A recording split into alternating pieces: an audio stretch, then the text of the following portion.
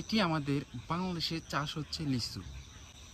প্রত্যেকটাই কিটে কিটে ধরে আছে প্রচুর লিচু।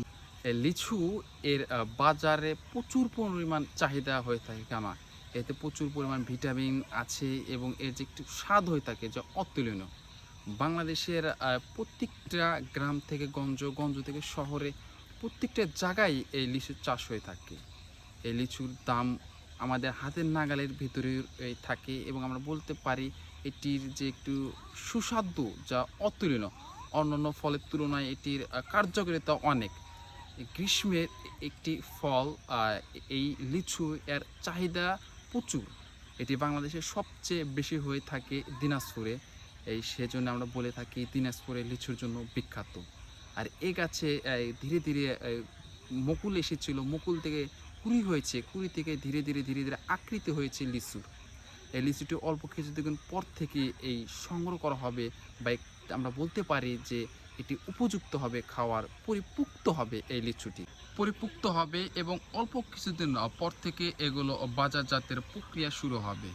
এই লিচুগুলো বিক্রি করা হয় শবাও 200 থেকে 300 টাকা শয় বিক্রি হয় এই জাতের লিচুগুলো। সবচেয়ে বেশি চাষ হয়ে থাকে দিনাজপুর।